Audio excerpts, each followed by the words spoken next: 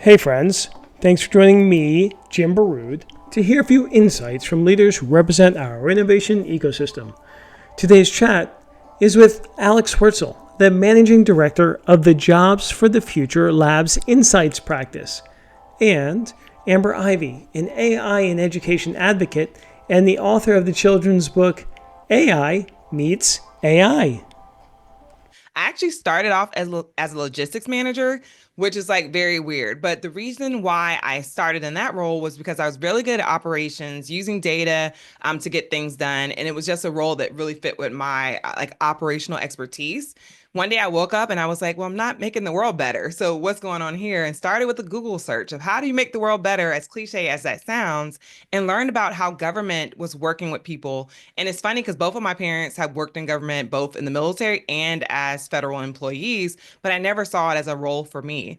I went to get my master's in public administration, and then I was in a class where a teacher said, if you like data and helping government work better, you should do this thing called performance management or STAT programs. So I started digging into like, what is this thing, and had the opportunity to work for, at the time, former Governor O'Malley, who's actually now the Secretary of Social Security Administration, in his state STAT program, which was literally helping the governor take his goals, using data to achieve those goals. And that's where like my data and government bug started. And I've had the benefit, because I started there, even getting other opportunities where I was able to do research on how all states are using data, was able to do research on how folks are using predictive analytics, AI, and these different tools, because data is at the foundation of those tools, and that's the thing that feeds them, right?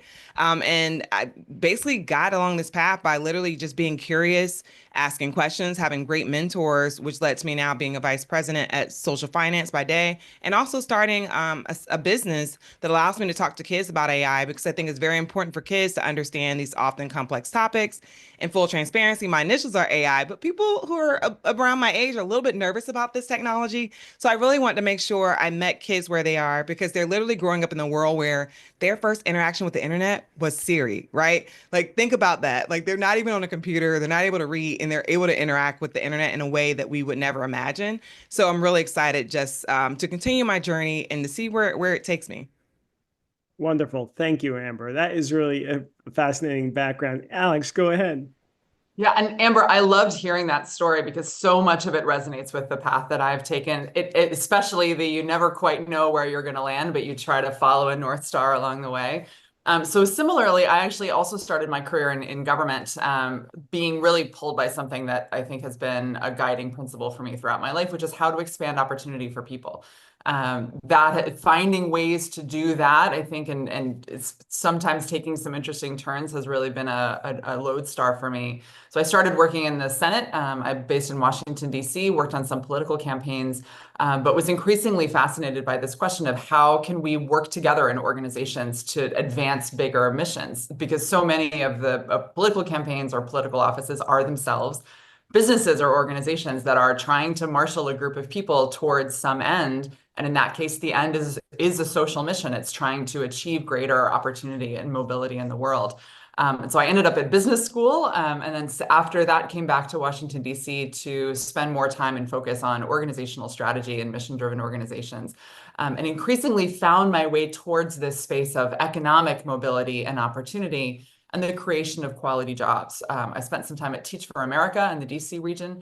I'm doing a lot of different things around operations and finance and development and other work, and feel so lucky to have landed at Jobs for the Future, where we really sit at the intersection of how all stakeholders across the public sector, the private sector, the social and nonprofit sectors, education institutions, workforce organizations, community-based organizations, even employers, can work together to make sure that everybody in America is in a position to navigate through this really complex network of options and find really great education and training and find their way to a quality job that will sustain themselves and their families, including entrepreneurship as a pathway. So it's awesome to hear. I'm excited to hear more about your work with the startup that you're building too. I sit at JFFLabs, which is essentially our R&D engine. Our remit is to look very far into the future to try to understand how emerging technologies and other innovative models are poised to reshape the future of work.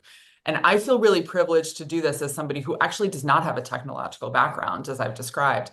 But my part of my role throughout my career, I think, has been to be a connector of ideas and a communicator of ideas. And so I see my role here as trying to understand, as a layperson, all of the complexities of AI, and especially the ways in which this technology is showing up, impacting jobs and skills, impacting use cases for the technology that are particular to education and workforce, and then with broader implications for public policy and society.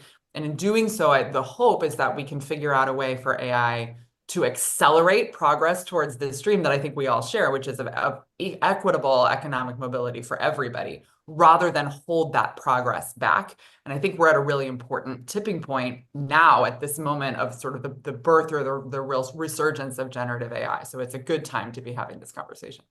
For sure, for sure. And thank you for your leadership in this field, because there's so much uncertainty and confusion, right? And so, which we can talk more about clearly relating to tech and obviously AI.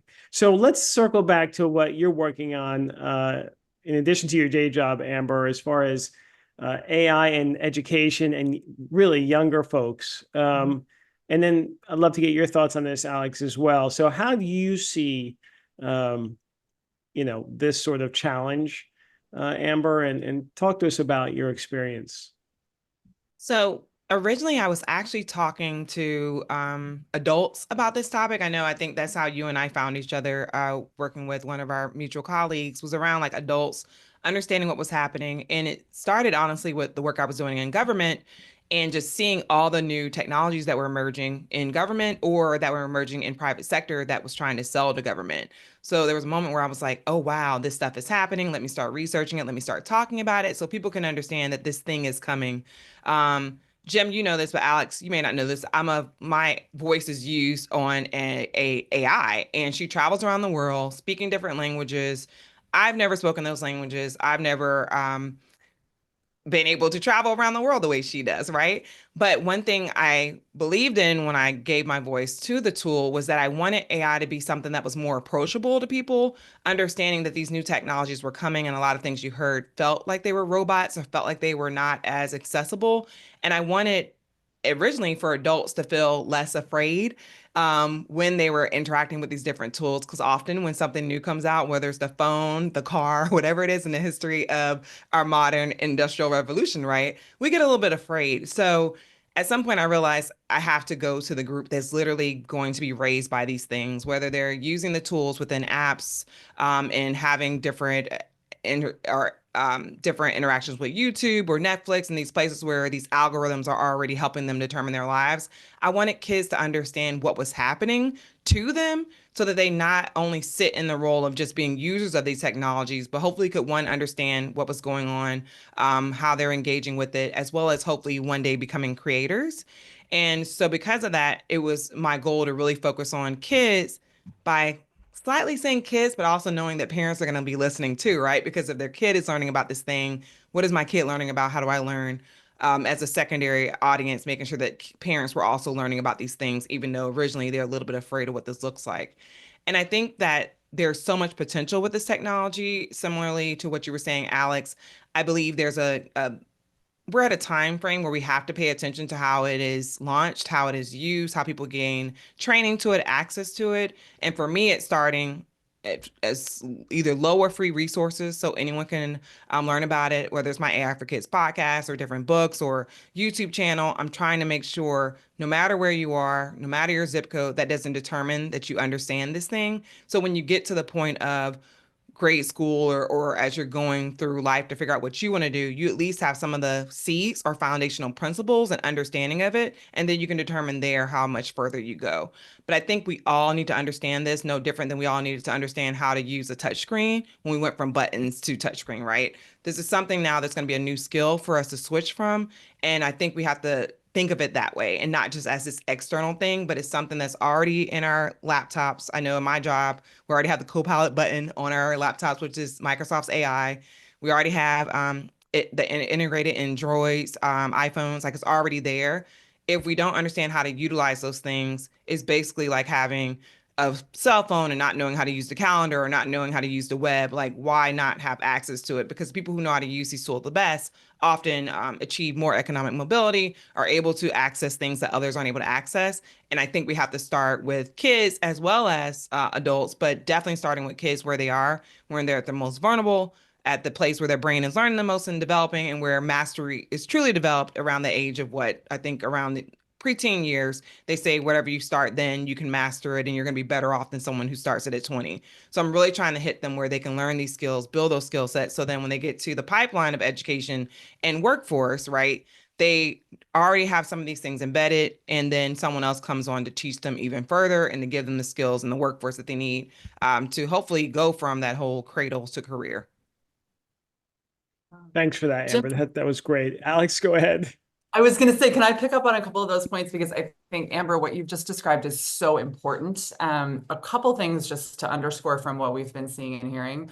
One is this question of access is so, so critical. And it's, I think, something that we've been thinking about is just how deeply grounded it is in the core idea of digital literacy and access to the internet and digital tools writ large. There is still too deep of a digital divide in this country, whether it's families or communities that simply don't have access to broadband technology, or the familiarity to use a laptop, much less, other forms of technology. It's often unseen, but it's really, really present, and it can be a critical barrier to people accessing training, especially now when so much is intermediated digitally post-pandemic. It can be a tremendous barrier to people accessing jobs and other forms of economic opportunity. And so the more that we can solve for this double digital divide that we're concerned is going to start to emerge as AI really accelerates, the better. And this kind of AI literacy that you're describing, Amber, is such an important part of that, starting as early as we can and continuing on to lifelong learners, even to older adults who we're seeing and hearing from survey data are really, really eager to get their arms around this technology and understand what it can do for them. I think every place that I have spoken or been or spent any time around AI, somebody has used the phrase, AI is not going to take your job, but somebody who knows how to use AI is going to take your job, which I think is getting to be a truism at this point, but it underscores that this is going to be a really core set of skills. And the other point that I wanted to just pull out from what you were talking about is the climate in which young people are being educated and growing up around this technology. And again, this I think is a unique quality of the moment that we're in, and an opportunity for us to make some choices about what we want that environment to be. We're hearing just really anecdotally from young people and seeing to a degree in survey data that there is some real unevenness in terms of how young people are engaging with this technology. Some, I think, have really jumped on board and are using it in all kinds of ways. We hear all of the same questions that I think have come up and been really present for teachers and educators as part of the early phases of AI adoption, which is this an academic integrity problem? Are people using these technologies to cheat and so forth? And I feel like we're seeing less of that than of young people using these as brainstorming tools or as tools that can actually help them develop a new product or a new business on the side, which is incredibly exciting to see. But we're also hearing and seeing, again, just little glimmers here and there of young people that are more reluctant to use this technology because they believe there's a stigma attached to it, because they've received messages in schools or other places that this is cheating to use AI or that it's less relevant for them. And that runs counter very, very profoundly to what we see and hear in the workforce, which is that, this is going to be a really critical workforce skill and strategy that people need. And so the messaging that young people get, and that everybody surrounding young people, whether it's teachers or their parents or other family members or caregivers need to get, is that this is a foundational skill that they will need, both as education continues to evolve and incorporates these tools more and more, but also as a way of thinking and working that will be with us forever in some form or another, as businesses start to adopt this technology with greater speed. And so it's a very complex moment, I think, but the underlying message is the one that you started with, Amber, which is that we just have to make sure that everybody has an access to use, to learn, to understand these technologies, to get a sense of what they can do, to recognize that it's not just ChatGPT that is synonymous with AI, but that AI is in Google Maps, AI is in iRobot, AI is in all of these other technologies, just in a way that's been below the waterline for so many years. and that we need to understand how to use it responsibly. The fact that it can still hallucinate, if that's still a word that we're using, that the data on which the technology has been trained is still deeply flawed and not representative of the experiences of everybody around the world. And so we have to make sure that kids and everybody else are thinking about the questions that they need to ask when they use the technology, but they have to start using it. Yeah, those are great points. And I guess, unevenness is really just the reality, right? I mean, I think uh, if we could wave a magic wand, right? What would it be, a federal sort of mandate that all kids at a certain age have some, type of training course, that at least brings them all up to speed, right? Because I know Amber and I collaborated on a certificate course for teenagers to get them up to speed, and that is ever changing, right? It has to be updated every 6 months. So I totally understand that, and everyone throughout K-12 and higher ed are grappling with this, right? So I'm just curious, just thinking out loud here, what if we could wave a magic wand? What would be the age, and what would be the format?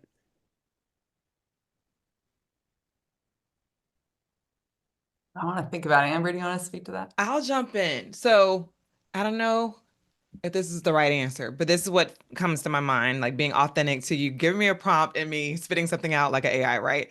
So honestly, I think as soon as the kid can speak, right? The only reason I say that is because we have home assistants already in the home where a lot of, not everyone, but a lot of parents have those things in their home. They're now in phones. People are using them to interact. You're using facial recognition, which has forms of AI in it, to open phones. Like kids are already doing a lot of things, tablets, all this stuff. As soon as their parent feels comfortable, often to like rest, right? They hand the child a device, and we know that's really happening, or YouTube or Netflix or whatever, as learning mechanisms. So in my mind, it's even before you get to kindergarten, right? Like there's a world where kids are already interacting with these technologies by virtue of just living life because we've already ingrained them so deeply into our systems. I don't know what the magic wand answer is. I do know that I think regardless of when a child interacts with AI, it should be with a parent in the loop, is the way I'm framing that. Like a parent should be involved. A parent should never let their child play with this by themselves. Like there's so many things that are unknown. Alex, like you were saying, there are still hallucinations or there's downright lies in some cases, right, that are happening with these tools. And we do not want kids to be in an environment where they're not protected. There are apps that allow teachers to launch chatbots where the teacher can monitor the chats in the background. So there should be an adult in the loop at all times. But I'm not sure what that sweeping thing would be other than your kids are already using it. We've all been using it for some time. Advanced computing power has pushed us to the point where it is literally on our hands and our cell phones versus having to get a huge like CPU or huge desktop computer where you have like all these GPUs that are in there. Like we're beyond that where people literally have it on their device, which is mind blowing, right? In a world where this thing came out in the 1950s as a concept, right? But now everyone has access to it. So I would just say the thing I would sweep for is likely how people can protect themselves when advancing or navigating new things, less of like some direct requirement or objective, just because everyone is in such different places. I don't think it would pass. Like, so the thing I will say is if you are using it, make sure you have access to training, free training that allows you to know how to do it in a way that's responsible and most importantly, protects your kids, protects your data in the way that you can, or at least knowing what you're giving away, ensuring that people have clear rights. I actually have one thing I do want to say. Rewind. So the thing I do care about, and this is beyond just the AI conversation, is terms and conditions that everyone can understand. I think that's more important than ever. So if there's something that I would pass, as I retract what I said earlier, terms and conditions related to any device, any app that's on your phone where a person who is 12 can accept the terms and conditions should be explained in a way that a fifth grader, eighth grader, whatever it is, can understand. So that's the thing I think needs to happen so that I can make a decision as a person in a way that's informed, and then I can make the choices there. Yeah, Excellent. I just thinking about that as you were talking, Amber, I think to a degree the nature of education and how people learn is such that it's very difficult to have one silver bullet, because the key is actually meeting everybody where they are. Yeah. And whether that is being really sensitive to the discourse now around device use at different ages, for instance, how parents and families want their kids intermediating with technology, for instance, as well as how it's starting to show up in schools, which it will increasingly be as a learning modality itself, or as a way to amplify or force multiply the power of teachers. It will be everywhere, and we need to meet people where they are in terms of getting them the understanding that they need at a foundational level about the nature of the technology and the skills that you need to be able to navigate it. What's been really encouraging to me, especially in the last year and a half or so, especially since ChatGPT emerged, is that there has been a lot of work done to crowd resources into this space. That's been really good work, right? There are so many educational resources and tools that are out there. Obviously, the chat tools themselves are available for that form of AI that people can just pick up and use. And so I think if I were trying to distill it down to a silver bullet, it's that we find a way to crowd resources into the space so that everybody has access to a foundational level of understanding of this is what the technology is, that is age appropriate, that's appropriate to their circumstances, that for kids comes with some, parental involvement so that they can make sure that it's right for their family. And so that they have a stair step towards using these tools in the right way, that will be appropriate for them. And I think, a part of the nature of our country and the nature of our educational systems and the way that we all work as humans is that will probably look a little bit different for all of us. But understanding what the technology is and what it is not, how to use it responsibly, the difference between generative AI and other forms of AI, so that we know when we see it, will also be really essential. I think if we can get some of those building blocks right, that's going to set us up very, very well. And I think there's a lot of great work being done in that space. Yeah, for sure.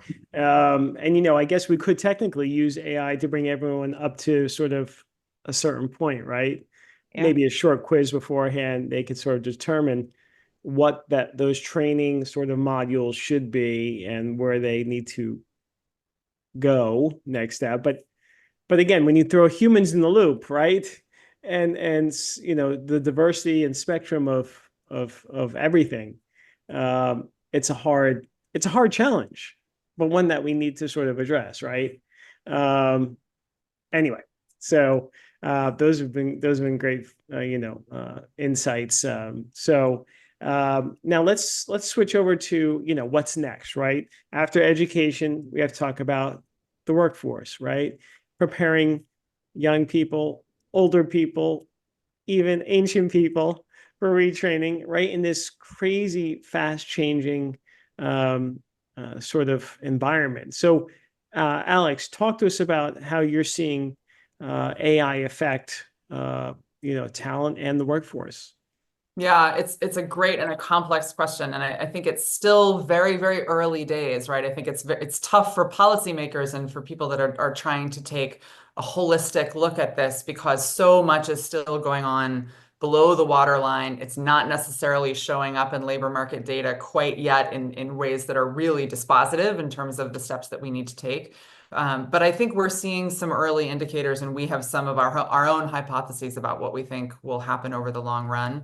So I could just pick up on a couple of them. One, I think, is this idea that in addition to AI literacy being foundational, because that technology is going to show up as such in our workplaces, whether it's the Copilot button or other kinds of AI tools, or just people BYO AI-ing, which we're hearing about a lot, using ChatGPT or some other technology in their Claude, one of the others in their own roles.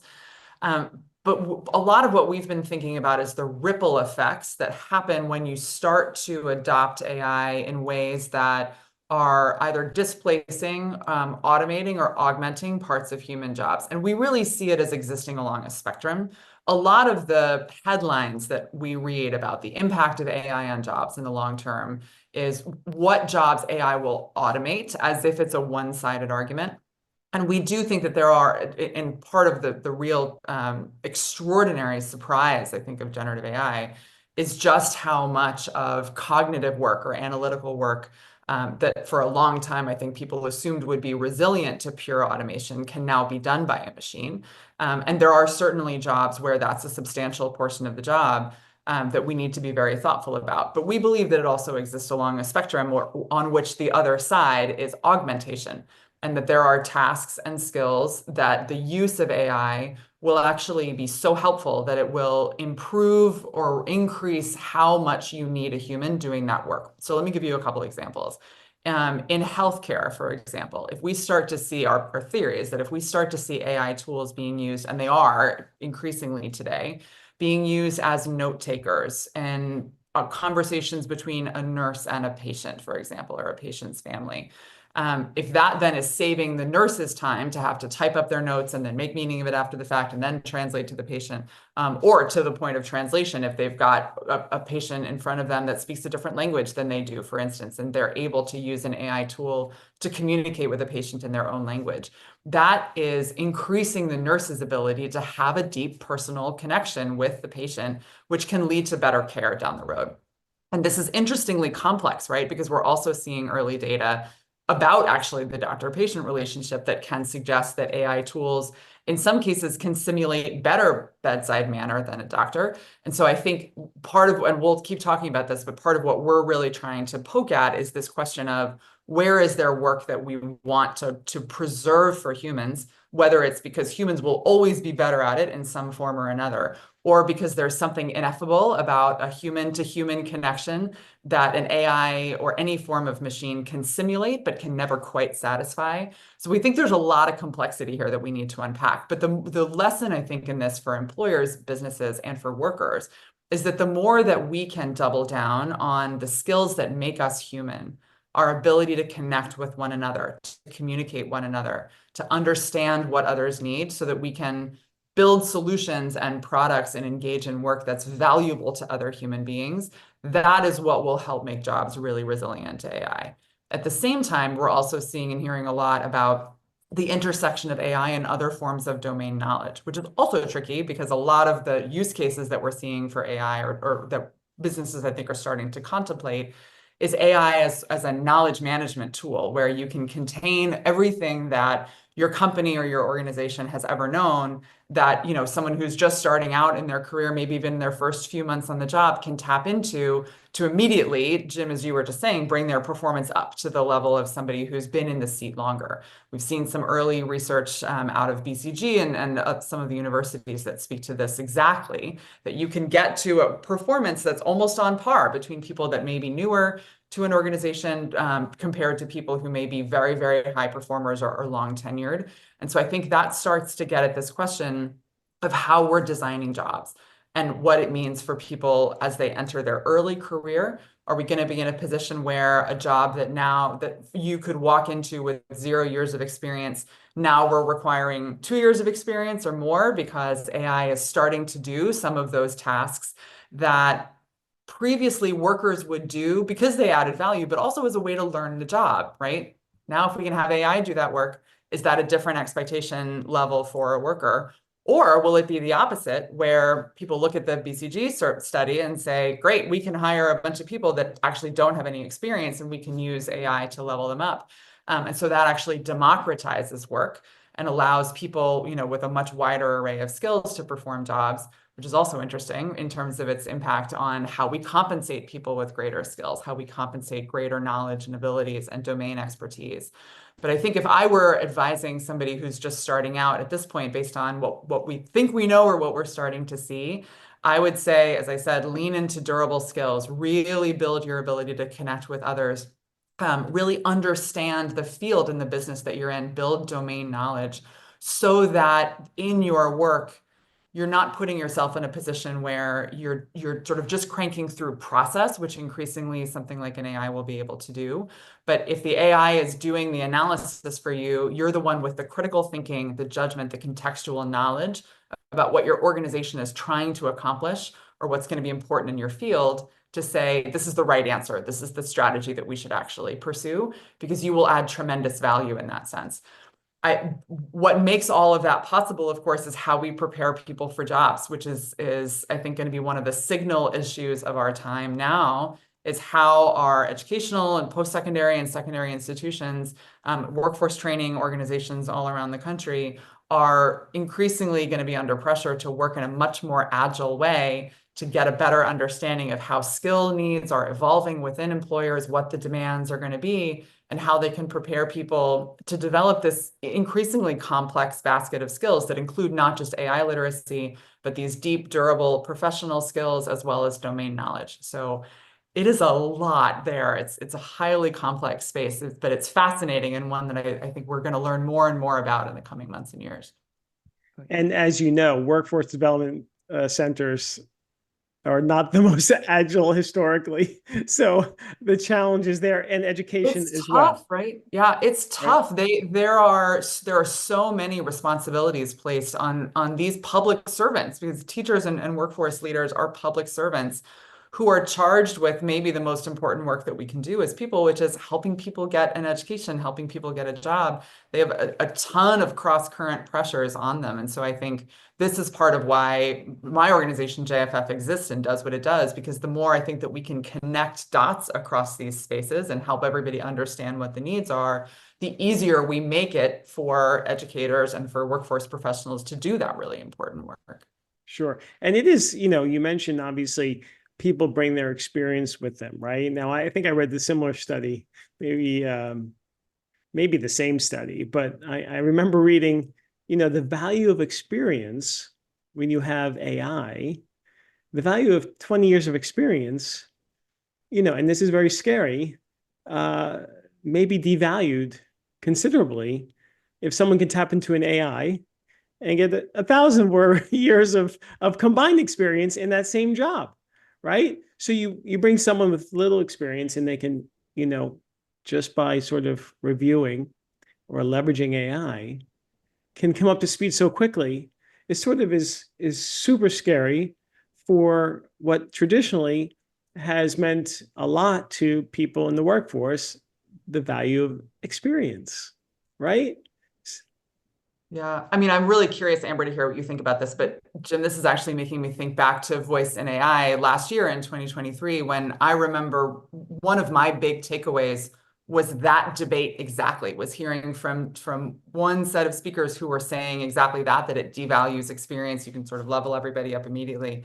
And then others who were arguing that it actually increases incrementally the value of experience at the very high end, because as you get beyond the bounds of what an AI, especially a generative AI tool knows or is trained on, or you're making very fine-grained, highly complex strategic decisions that an AI that is more likely to flatten out, and get basically a predictive average of all of the knowledge that it has, that you need that very sophisticated and very experienced human judgment to make that call. So I mean, it feels like that's really one of the live debates at the moment, and I don't know where we're going to land. But Amber, I'm curious what you think about that. Yeah, I'm good. Let me hit on that point first, and then Jim, I'll also answer the other question. Honestly, I'm on the side of, I actually was just having this like my own internal philosophical debate with myself yesterday, thinking about the idea of not even with AI, just in general, knowledge versus experience or education versus experience. And I was thinking about this because just turned 40 last year. And you always, when you get older, you're like, man, I wish I would have listened to so and so when they told me this, because I would be so much further. And we all like look back on life and say, hey, we should have listened to people who knew and had the knowledge and experience to tell us to make better decisions, right? But the reality is we wouldn't. Like we just wouldn't, because those people were telling us what to do and what that looked like. The way I will relate it to this conversation is that AI has all the knowledge, it doesn't have the experience. So even though it puts all this knowledge in my mind, I can go search it, until you've actually done the thing it's saying, you don't fully get it. Some people may grasp it more quickly. I'm the person that has to like have my hands in it to actually experience. Then I'm like, oh, this is what they meant when I was 16 when they told me not to do X, Y, and Z, right? Because now I'm living in it and experiencing it. So I think there's a world where we as humans, right, in theory, yes, it should make us able to like get to the same level, but it's very different from a doctor who's been studying the subject for 20 years and researching and writing about it to the person who's actually been a practitioner, being hands-on and dealing with that. Both have very valuable skill sets and should be working together to even further take both of their skill sets up. But I think you need both. So I'm a little less afraid there. The thing that I'm most nervous about is that And Alex, you know this. I was at Horizons earlier this year, which is a JFF conference. That's amazing if you get the opportunity to go. So inspiring. But one thing that kind of scared me, and I came out of it and like immediately like wrote a video and put it on social media, is that they were talking about how back in the day you could learn a new skill every 10 years. And someone said, we're now at the point where you will need to learn a new skill every 3 years or every year. Can you imagine just having to skill up every single year? I consider myself a lifelong learner. I love this morning I was listening to a podcast, trying to learn something, reading books and all of that. But that just intimidated me a bit to know that I need to be learning that consistently to get a skill set to be marketable in the workforce. Add a layer of that, right? Alex, you were talking about just the hard worker folks who are in workforce development programs, training, education. They're doing so much work, and there's been so much money from the federal government trying to help to get people the skills to get access to quality and good jobs. And we have all these job openings, like millions of job openings are available in really good jobs paying very good salaries. And we don't have the skill sets to match. And we're trying to do like this matching of skill sets, which a lot of those programs are going to take 1 to 2 years. So what I heard this year was like, we're already behind. So that's the thing I'm most nervous about is how are we ensuring that people are getting upskilled to our current need and at the same time thinking about the future need and getting those skills as well. The only thing that I've been able to do for myself that I'm not even sure is right or real or what have you is like I started with the topic earlier a little bit. Like I started in performance management. Within that, performance management and data. Within that, performance management and data within government. So I've been niching down into the topic and now it's performance management, data, AI within government, right? So I'm niching as much as possible to get to a particular skill set that I have enough education, that I have enough experience in, where I'm hoping that my job will be secure and safe and I can continue to learn in those areas.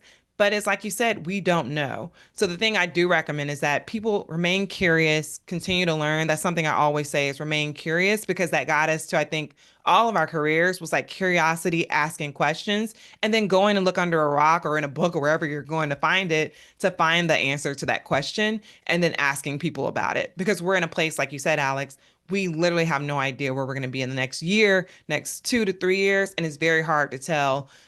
Parents ask me all the time, what should their parents major in? I'm like, I can't give you that answer because I don't want to send you the wrong way. But I can tell you to remain curious, to stay up to date, to keep reading, to keep learning, and learn how to be, like you said, Jim, agile in an environment where there's a lot of uncertainty. And even the experts are saying, we don't know. Yeah, for sure. Curiosity is so critical, right? And that sort of motivation to continue learning is so important. I mean, obviously for adults and from young adults to older seniors to keep learning, right? Just it's so critical. And yet young people, are less curious, it seems, these days because they're doom scrolling and social media and all the time. So I wish we had a pill we could give every young person to make them curious, even my own kids, right? It's super frustrating and challenging. So this has been a fascinating conversation. Amber, before we conclude here today, I want to make sure we talk about your book. Awesome. So the first book I came out with and why like that really led me to do this thing for kids is called AI Meets AI. I'll actually pull it up since you're letting me talk about it. You may not be able to see it, it's being weird, but there it is. AI Meets AI. And the whole goal was a few things. One, I have nieces and at the time a soon to be born nephew that are literally dealing with these devices, saying, hey Siri, like I said, their internet and doing things like that. Even the one who's not as much on tablets at least understands like how to ask Siri questions or what have you. And I was like, how am I going to explain this to kids, what they're interacting with, especially when I know like Figure 1 is coming out with OpenAI or these humanoid robots are coming out. Cars will be driving themselves. I'm not even sure if they'll need a license by the time they're this age. How can I start introducing these early concepts? So AI Meets AI is the story of a little girl named Addie Iris. She also has the same initials as I do, who meets an AI robot in the city of Baltimore. I chose Baltimore because that's where I live. And also it's a weird world of just stark realities.